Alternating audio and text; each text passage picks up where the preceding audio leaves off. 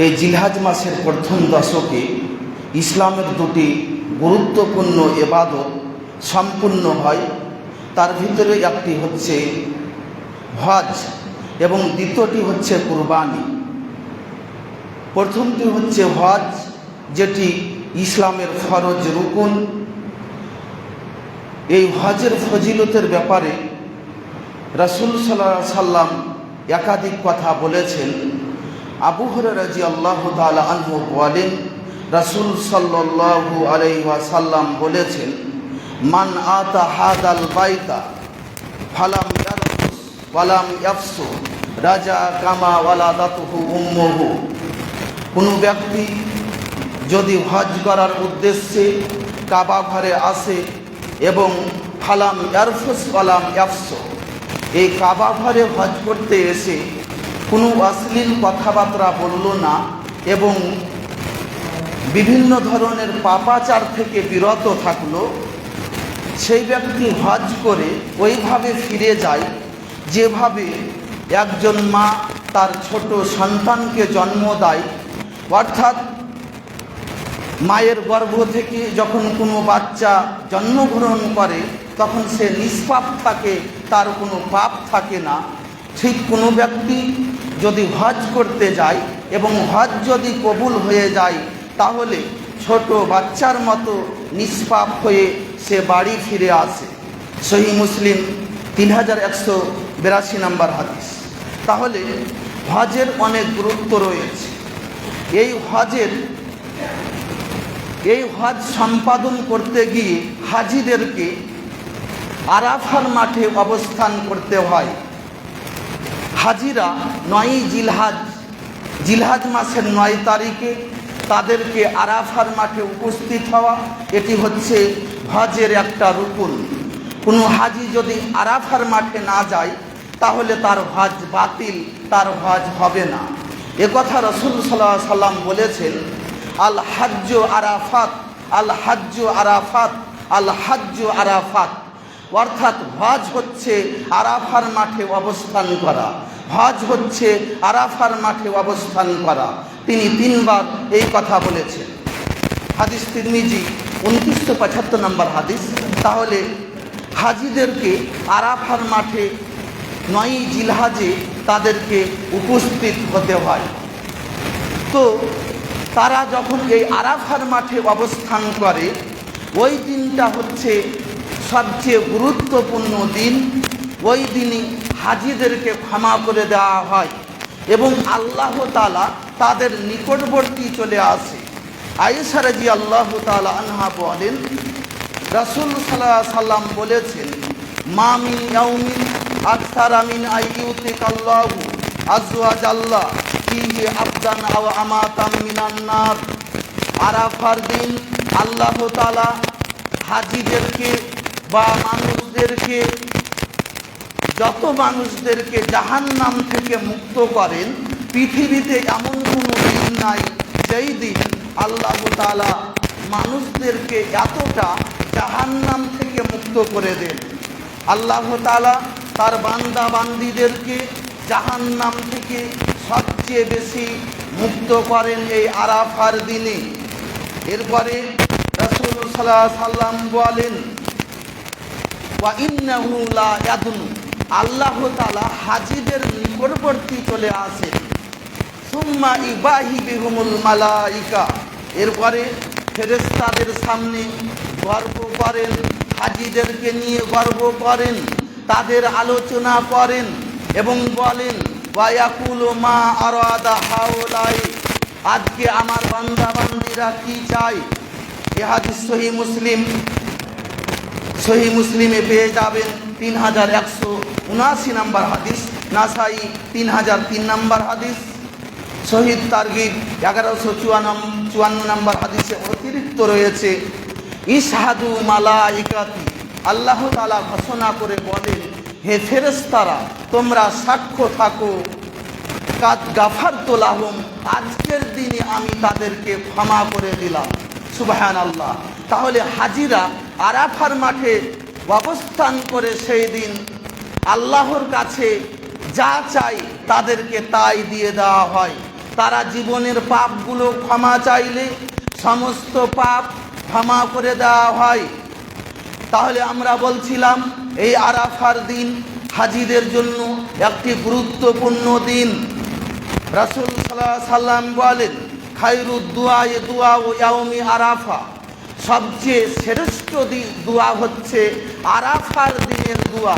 ওয়া খায়রু মা কুনতু আনা ওয়ান নাবিয়ুনা মিন কাবলি, এবং আমি এবং আমার পূর্ববর্তী নবীগণ যা কিছু পাঠ করেছি তার ভিতরে সবচেয়ে উত্তম দোয়া হচ্ছে এটি, লা ইলাহা ইল্লাল্লাহ ওয়াহদাহু লা শারীকা লা, লাহুল মুলকু ওয়া লাহুল হামদু ওয়া হুয়া আলা কুল্লি শাইইন কাদির। তিরমিজি 3585 নম্বর হাদিস। আল্লাহ রাসূল বলছেন, পৃথিবীতে যত দোয়া রয়েছে সবচেয়ে গুরুত্বপূর্ণ শ্রেষ্ঠ দোয়া হচ্ছে আরাফার দিনের দোয়া। অতএব তারা তো এই দোয়া পাঠ করবে। আমরা বিভিন্ন দেশে যে যেখানে রয়েছি এই দোয়া আরাফার দিনে বেশি বেশি করে পাঠ করতে হবে। আমরা বলছিলাম শুধু হাজিদেরকে ক্ষমা করে দেওয়া হবে, এটা শুধু একথা বলা হয়নি। আল্লাহ তাআলা সারা পৃথিবীর মানুষদের জন্য একটি মর্যাদা রেখে দিয়েছেন, সেটা হচ্ছে আরাফার দিনে সিয়াম পালন করা। যারা পৃথিবীতে যে যেখানে রয়েছে, যারা হজ করতে যায়নি, তারা এই সিয়াম রাখলে তাদেরও মর্যাদা রয়েছে। আবু কাতাদা রাদিয়াল্লাহু তাআলা আনহু বলেন, রাসূল সাল্লাল্লাহু আলাইহি সাল্লাম বলেছেন, ইন্নী আহতাসিবু আলাল্লাহ আই কাফিরা সানাতাল্লাতি কাবলা ওয়া সানাতাল্লাতি বাদা। সহিহ মুসলিম 2636 নম্বর হাদিস। আল্লাহ রাসূল বলছেন যে আমি আল্লাহর নিকট আশা পোষণ করি, যে ব্যক্তি আরাফার দিনের রোজা রাখবে তার পূর্বের 1 বছরের এবং পরের 1 বছরের পাপ ক্ষমা করে দেওয়া হবে। অন্য বর্ণনায় রয়েছে ইকাফিরা সানাতাল মাদিয়াতা ওয়াল বাকিয়া, অর্থাৎ পূর্বের 1 বছরের এবং সামনে ভবিষ্যতের 1 বছরের পাপ ক্ষমা করে দেওয়া হবে। তাহলে এই আরাফার দিনে আমরাকে সিয়াম পালন করতে হবে। এই আরাফার সিয়াম আমরা কোন দিন পালন করব? যেই দিন হাজিরা আরাফার মাঠে অবস্থান করবে সেই দিন, নাকি আমরা নিজের দেশের 9 তারিখে সিয়াম পালন করব? এই ব্যাপারে 2টি মত রয়েছে। একটি মত হচ্ছে যেই দিন হাজিরা আরাফার মাঠে অবস্থান করবে সেই দিন সিয়াম রাখবে। এবছরে হাজিরা অবস্থান করবে সামনে মঙ্গলবার, অর্থাৎ মঙ্গলবার আমাদের দেশে হচ্ছে 8 তারিখ, সৌদি আরবে হচ্ছে 9 তারিখ। অতএব কেউ যদি আরাফার দিন সিয়াম পালন করতে চায় তাহলে সোমবারের দিন যে রাত্রে সিয়াম ধরতে হবে, মঙ্গলবার সিয়াম ধরে রাখতে হবে। এটি হচ্ছে একটি মত। আপনার প্রশ্ন হতে পারে যে আমরা যদি তাদের সাথে সিয়াম পালন করি তাহলে তারা তো তার পরের দিন ঈদ করে, কুরবানি করে, তাহলে আমরা কি তাদের সাথে কুরবানি করব না? জি না, আপনি তাদের সাথে কুরবানি করতে পারবেন না। কারণ রাসূল সাল্লাল্লাহু আলাইহি সাল্লাম বলেছে, যেই দিন যে যেখানে অবস্থান করছে সেখানকার মানুষ যেই দিন কুরবানি করবে সেদিন হচ্ছে ঈদুল আজহার দিন, অর্থাৎ কুরবানির দিন। অতএব আপনি যদি হাজিদের সাথে আরাফার সিয়াম পালন করেন তাহলে আমরা তাদের সাথে ঈদ এবং কুরবানি করতে পারবো না। দ্বিতীয় একটি মত হচ্ছে নিজের দেশ অনুযায়ী আরাফার সিয়াম পালন করবে। দুটাই ছাড় দেওয়া হয়েছে, যে যেটা গ্রহণ করবে গ্রহণ করতে পারে। কেউ যদি হাজিরা যেদিন আরাফার মাঠে অবস্থান করবে সেদিন সিয়াম পালন করে তাহলে সে সিয়ামের ফজিলত পেয়ে যাবে ইনশাআল্লাহ। আর কেউ যদি নিজের দেশের 9 তারিখে সিয়াম পালন করে সেও ফজিলত পেয়ে যাবে, এতে কোনো বাড়াবাড়ির দরকার নয়। তাহলে যার যেভাবে সম্ভব আমরা এই আরাফার দিনে সিয়াম পালন করার চেষ্টা করব। আমরা যেন চেষ্টা করি। আমিন। আলহামদুলিল্লাহি ওয়াহদা ওয়াসসালাতু ওয়াসসালামু আলা মান লা নাবিয়্যা বাদা। এরপরে আমরা আসবো দ্বিতীয় খুতবা, কুরবানি। কুরবানি আমরাকে করতে হবে। এই কুরবানি হচ্ছে ইব্রাহিম আলাইহিস সালামের সুন্নাত। আল্লাহ তাআলা বলেন, ওয়া ইয ইবতালা ইব্রাহিমা রব্বুহু বিকালিমাতিন ফাআতাম্মাহুন। অর্থাৎ আল্লাহ তাআলা বলছেন যে তার প্রতিপালক ইব্রাহিমকে কয়েকটি বিষয়ে পরীক্ষা করেন, ফাআতাম্মাহুন, তিনি সবগুলো পরিপূর্ণ করে দেখান। আল্লাহ তাআলা পৃথিবীতে যত নবী রাসূল এসেছিলেন সবচেয়ে বেশি পরীক্ষা করা হয়েছে দুইজন নবীকে। একজন হচ্ছে ইব্রাহিম আলাইহিস সালাম এবং একজন হচ্ছেন আমাদের নবী মুহাম্মদ সাল্লাল্লাহু আলাইহি সাল্লাম। তো আল্লাহ তাআলা এই আয়াতে বলছেন, ইব্রাহিম আলাইহিস সালামকে আমি কয়েকটা বিষয়ে পরীক্ষা করেছিলাম। তাকে বিভিন্ন বিষয়ে পরীক্ষা করা হয়েছিল। তাকে আগুনে নিক্ষেপ করে পরীক্ষা করা হয়েছিল। তাকে সূর্য চন্দ্র তারকার মাধ্যমে পরীক্ষা করা হয়েছিল। তিনি তার স্ত্রী সারাকে নিয়ে স্বৈরাচারী শাসকের গ্রাম দিয়ে যাচ্ছিলেন, সেখানে তাকে পরীক্ষা করা হয়েছিল। তাকে পরীক্ষা করা হয়েছিল তিনি ৮০-৮২ বছর বয়সে ইসমাইল আলাইহিস সালামকে পাওয়ার পরে তাকে এবং হাজেরাকে মক্কার মরুভূমিতে দেখে আসা, এইভাবে পরীক্ষা করা হয়েছিল। আবার তাকে পরীক্ষা করা হয়েছিল ইসমাইল আলাইহিস সালামকে কুরবানি করার মাধ্যমে। তা আল্লাহ তাআলা বলছেন যে আমি তাকে কয়েকটি বিষয়ে পরীক্ষা করেছিলাম, ফাআতাম্মাহুন, তিনি সমস্ত বিষয়ে পাস করে গিয়েছিলেন। সমস্ত যাই আমি তাকে পরীক্ষা করেছিলাম সেগুলো তিনি পরিপূর্ণ করে দেখিয়েছিলেন। এরপরে আল্লাহ তাআলা বলেন, ইন্নী জাইলুকা লিন-নাসি ইমামা, আপনি যখন সমস্ত পরীক্ষায় পাস করে গেলেন তখন আমি আপনাকে মানুষের মধ্যে ইমাম বানিয়ে দিলাম। তাহলে আমরা যে কুরবানি করে থাকি এটি হচ্ছে ইব্রাহিম আলাইহিস সালামের কুরবানি। ইব্রাহিম আলাইহিস সালাম তার সন্তানকে মক্কায় মিনার মাঠে যে কুরবানি করতে গিয়েছিলেন, এই কুরবানি আমরা করে থাকি। আল্লাহ তাআলা বলেন, ফালাম্মা বালাগা মাআহু সায় ক্বালা ইয়া বুনাইয়া ইন্নী আরা ফিল মানামি আন্নী আযবাহু। যখন বাচ্চা দৌড়াদৌড়ি করতে পারে 11-12 বছর বয়স, তখন বাচ্চাকে বলছেন, ইয়া বুনাইয়া, হে আমার বৎস, আমি স্বপ্নে দেখছি আমি তোমাকে জবাই করছি। তখন বাপ যেরকম ছেলেও সেরকম, ছেলে বলছে, ইয়া আবা তিফাল মা তুমারু সাতাজিদুনি ইনশাআল্লাহু মিনাস সাবিরিন। হে আমার আব্বা, আপনাকে যা আদেশ করা হয়েছে আপনি তা বাস্তবায়ন করেন, আমাকে ধৈর্যশীলের মধ্যে একজন পাবেন। সূরা সাফফাত 102 থেকে আপনি পড়বেন, আয়াতগুলো পেয়ে যাবেন। আমরা বলছিলাম ইব্রাহিম আলাইহিস সালামের কুরবানি ফালাম্মা আসলামা ওয়া তাল্লাহু লিল জাবিন, বাপ বেটা একমত হয়ে গেল। এরপরে ইসমাইলকে উপর করে শুইয়ে দিলেন। এরপরে ওয়ানাদাইনাহু আইয়া ইব্রাহিম, এরপরে আল্লাহ তাআলা ডাক দিয়ে বললেন, কাদ সাদ্দাকতা রুইয়া, ইব্রাহিম তুমি আমার ওয়াদাকে সত্য করে দেখিয়েছো। কাদ সাদ্দাকতা রুইয়া, তুমি আমার স্বপ্নকে বাস্তবায়ন করে দেখিয়েছো। কুরবানি হয়নি, তিনি ছেলেকে কুরবানি করতে যাবে, তার পূর্বে আল্লাহ তাআলা ডাক দিয়ে বলছেন যে তুমি পরীক্ষায় পাস করে গিয়েছো, তুমি স্বপ্ন বাস্তবায়ন করেছো। তাহলে আমরা যেই কুরবানি করে থাকি এটি হচ্ছে ইসমাইল আলাইহিস সালামকে কুরবানি করতে গিয়েছিলেন ইব্রাহিম আলাইহিস সালাম। এরপরে আল্লাহ তাআলা একটি দুম্বা প্রেরণ করেছিলেন, তার পরিবর্তে এটাই হচ্ছে কুরবানি।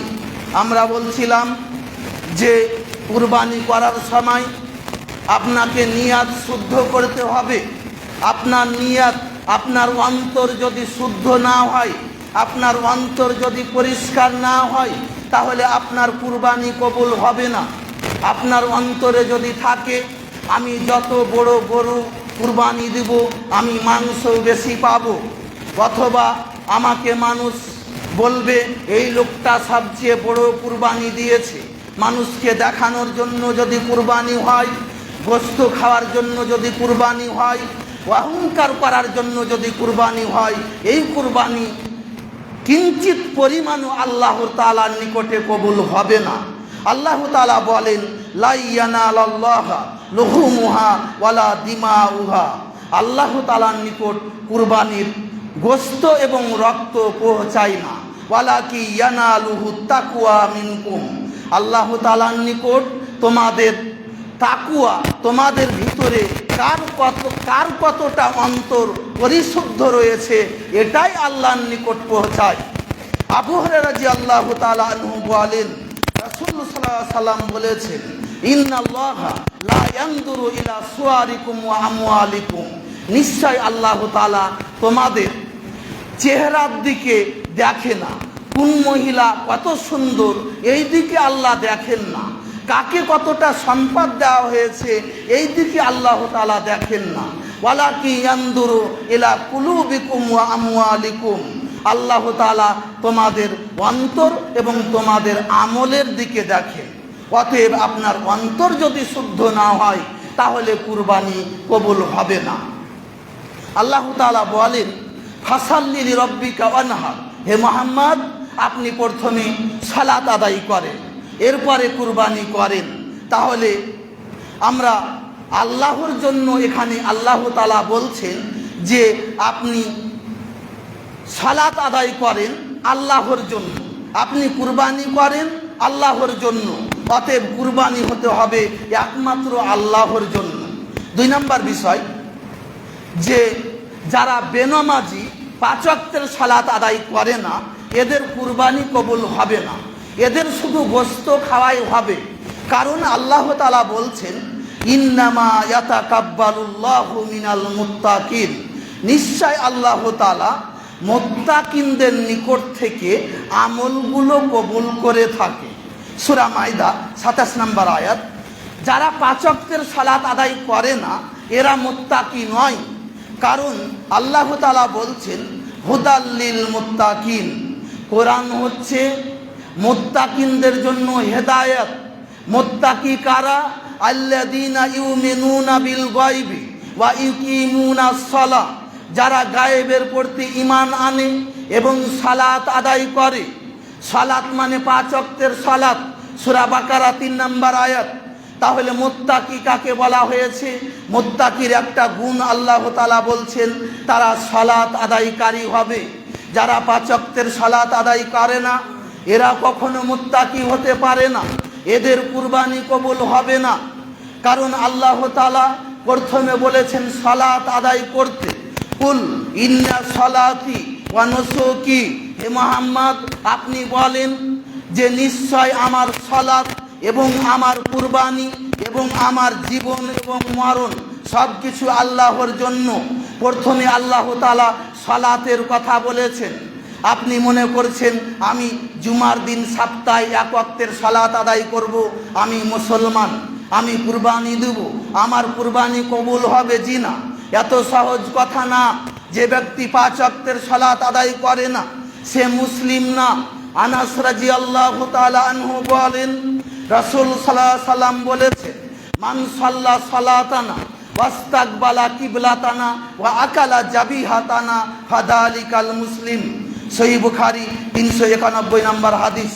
যে ব্যক্তি আমাদের মতো করে সালাত আদায় করে এবং আমাদের জবাহ করা পশু খায় এবং আমাদের কেবলাকে কেবলা মনে করে, ফাদালিকাল মুসলিম, এরাই তো হচ্ছে মুসলিম। তাহলে আমাদের মতো করে সালাত আদায় করতে রাসূল কাদেরকে বুঝিয়েছেন? রাসূল বুঝিয়েছেন নিজের কথা এবং সাহাবীদের কথা। কোন সাহাবী কি শুধু সপ্তাহে জুমার সালাত আদায় করত? আপনি দেখাতে পারবেন? আপনি কিভাবে নিজেকে মুসলিম দাবি করেন? যারা 5 ওয়াক্তের সালাত আদায় করে না এরা মুসলিম না। আল্লাহ রাসূল বলছেন যে ব্যক্তি আমাদের মতো করে সালাত আদায় করে, কোন সাহাবী তো বেনামাজি ছিলেন না, আজকে 95% মুসলিম দাবি করে তারা বেনামাজি, তারা সালাত আদায় করে না, আবার তারা কুরবানি দেয়। এই কুরবানির কোনো মূল্য নাই। 3 নম্বরে আসবো, আমরা সবচেয়ে সুন্দর ভালো পশু কুরবানি দেওয়ার চেষ্টা করব। আল্লাহ তাআলা বলেন সূরা হজ 32 নম্বর আয়াত, যালিকা ওয়া মা ইউআদ্দিমু শাআইরাল্লাহ ফাইন্নাহা মিন তাকওয়াল কুলুব। যে ব্যক্তি আল্লাহর নিদর্শনাবলীকে সম্মান করে তার অন্তরে তাকওয়া রয়েছে, এটা তার প্রমাণ। তাহলে আল্লাহর নিদর্শন কি? আল্লাহর নিদর্শন কাবা ঘর, আল্লাহর নিদর্শন আরাফার মাঠ, আল্লাহর নিদর্শন মিনা, আল্লাহর নিদর্শন মুজদালিফা, আল্লাহর নিদর্শন কোরআন মাজিদ, আল্লাহর নিদর্শন আজান, যে 5 ওয়াক্তের আজান দেওয়া হয়, আল্লাহর নিদর্শন দুরুদ শরীফ। তাহলে এগুলো হচ্ছে আল্লাহর নিদর্শন, এগুলোকে সম্মান করতে হবে। যে ব্যক্তি মোবাইলে রিংটোন সেট করে রেখেছে কোরআন মাজিদের আয়াত, সে আল্লাহর নিদর্শনকে সম্মান করে না, কারণ আয়াতটা শেষ হতে না হতে সে ফোনটা রিসিভ করে, তাহলে আল্লাহর আয়াতকে অপমান করলো। যে ব্যক্তি মোবাইলে রিংটোনে আজান সেট করে রেখেছে আল্লাহর নিদর্শনকে অসম্মান করে।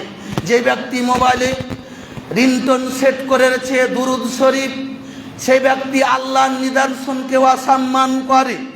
ইবনে আব্বাস রাদিয়াল্লাহু তাআলা আনহু ব্যাখ্যা করেন যে আল্লাহ তাআলা বলেছেন, যেই ব্যক্তি আল্লাহর নিদর্শনকে সম্মান করে তার অন্তরে তাকওয়া রয়েছে, এটা তার প্রমাণ। এই আয়াতের ব্যাখ্যা করতে গিয়ে তিনি বলছেন যে যেই ব্যক্তি কুরবানি দেওয়ার সময় তার পশুটি হবে মোটা তাজা এবং পশুটি হবে ত্রুটি মুক্ত, তার ভিতরে কোনো ত্রুটি থাকবে না, এবং পশুটি হবে সুন্দর, এটাই হচ্ছে আল্লাহর নিদর্শন। তাহলে সুন্দর পশু কুরবানি দেওয়ার চেষ্টা করতে হবে। আমরা এই বিষয়গুলো বুঝার পরে আমল করার চেষ্টা করি। আমিন। কুরবানির দিন যতগুলো এই জিলহজ মাসের যে 10 দিন রয়েছে তার ভিতরে 2টি গুরুত্বপূর্ণ দিন রয়েছে। একটি বললাম আরাফার দিন, 2 নম্বর দিন হচ্ছে কুরবানির দিন। আব্দুল্লাহ ইবনে কুরত রাদিয়াল্লাহু তাআলা আনহু বলেন, রাসূল সাল্লাল্লাহু আলাইহি সাল্লাম বলেছেন, আফজালুল আইয়ামি ইনদাল্লাহ ইয়াউমুন নাহারি থুম্মা ইয়াউমুল কার। অর্থাৎ আল্লাহর নিকট সবচেয়ে উত্তম দিনসমূহের মধ্যে উত্তম দিন হচ্ছে 2টি। একটি হচ্ছে কুরবানির দিন এবং দ্বিতীয়টি হচ্ছে তার পরের দিন। ইবনে হিব্বান 2812 নম্বর হাদিস, আবু দাউদ 1765 নম্বর হাদিস। তাহলে উত্তম দিন বলা হয়েছে কুরবানির দিনকে। অতএব কুরবানির দিনে আপনার প্রথম কাজ হবে ফজরের সালাত জামাতে আদায় করা। আল্লাহ তাআলা বলেন ওয়াল ফজর, ফজরের শপথ। আল্লাহ তাআলা এখানে ফজরের শপথ বলতে ইবনে আব্বাস ব্যাখ্যা করেছেন, জিলহজ মাসের 10 তারিখের ফজরের সালাতের আল্লাহ তাআলা শপথ করেছেন। অতএব ফজরের সালাত আপনার প্রথমে জামাতে হতে হবে। এরপরে 2 নাম্বার, আপনি ঈদের সালাত আদায় করবেন। এরপরে ঈদের সালাত আদায় করে এসে প্রথমে আপনি আপনার পশুটা জবাই করবেন। সাদ্দাদ বিন আউস রাদিয়াল্লাহু তাআলা আনহু বলেন, রাসূল সাল্লাল্লাহু আলাইহি সাল্লাম বলেছেন, ইজা কাতালতুম ফাহসিনুল কিতলাতা ওয়া ইজা জাবাহাতুম ফাহসিনুজ জিবহাতা। যখন তোমরা কাউকে হত্যা করবে তখন তার প্রতি ইহসান করিও, এবং যখন কোনো পশু জবাই করবে তখন সুন্দরভাবে জবাই করো। ওয়াল ইউহিদ্দা সাফরাতাহু, এবং ছুরিটাকে ধারালো করে নিও যাতে পশুটা আরাম পায়। তাহলে পশু জবাই করার সময় আপনার চাকুটা যেন ধারালো হয়, অতি তাড়াতাড়ি যেন তার জানটা চলে যায়। এভাবে আপনি পশু জবাই করার চেষ্টা করবেন, এবং নিজের পশু নিজের হাতে যদি জবাই করতে পারেন এটা সবচেয়ে ভালো। আনাস রাদিয়াল্লাহু তাআলা আনহু বলেন, জাহান নবী সাল্লাল্লাহু আলাইহি সাল্লাম বেকাবসাইনি আমলাহাইনি আকরানাইনি জাবাহুমা বিয়াদিহি। আল্লাহ রসুল দুইটি দুম্বা কুরবানি করেছিলেন এবং তিনি নিজ হাতে জবাহ করেছিলেন, সাম্মা ওয়া কাব্বারা, এবং তিনি বিসমিল্লাহি আল্লাহু আকবার বলে জবাহ করেছিলেন। তাহলে পশু জবাহ করার সময় আপনাকে খেয়াল রাখতে হবে যে পশুটা আরামের সাথে জবাই করবেন, পশু যাতে কষ্ট না পায়, শরীরটা ধারালো করে নেবেন এবং জবাই করার পরে পরে সাথে সাথে হুলকুমে ছুরি ভরবেন না, হুলকুমে চাকু ভরবেন না, এটা নিষেধ। আপনি থামবেন, তার জানটা যখন চলে যাবে তখন আপনি তার কাজ শুরু করেন, তার আগে আপনি এগুলো করতে যাবেন না। তাহলে আমরা বলছিলাম পশু জবাই করা হবে, এরপরে আপনি আপনার চুল নখ এগুলো কেটে ফেলবেন। কারণ যে উম্মে সালমা রাদিয়াল্লাহু তাআলা আনহা বলেন, রাসূল সাল্লাল্লাহু আলাইহি সাল্লাম বলেছেন, তোমাদের মধ্যে যে ব্যক্তি কুরবানি করার ইচ্ছা করে সে যেন এই 10 দিন চাঁদ দেখার পরে কোনো কিছু না কাটে, হাত্তা ইজাহিয়া, যতক্ষণ পর্যন্ত কুরবানি না করে। কুরবানি করার পরে আপনি আপনার চুল নখ এগুলো কেটে ফেলবেন। অনেক মানুষ কুরবানি করার পরে দাড়ি কেটে ফেলে, অথচ এই 10 দিন দাড়ি রাখে, বাকি সময় রাখে না, এই 10 দিন পরে আবার ছিলে দেয়। এটা কোথায় পেয়েছে? এটা তো হারাম। দাড়ি ছিলা, দাড়ি ছোট করা, এটা সব সময়ের জন্য হারাম। আল্লাহ তাআলা, রাসূল সাল্লাল্লাহু আলাইহি সাল্লাম বলেন, আমারাবে ইহফাইল লিহা, আল্লাহ রসুল আদেশ করেছেন দাড়ি লম্বা করার জন্য। অতএব দাড়ি রাখা এটা ফরজ। যারা মনে করে দাড়ি রাখা সুন্নাত, এ কথা সঠিক না। দাড়ি রাখা হচ্ছে ফরজ, রসুলের আদেশ। অতএব আপনি এই পাপের কাজ, জঘন্য কাজ আপনি ঈদের দিন কি করে করতে পারেন? ঈদের দিন তো সবচেয়ে সম্মানিত দিন।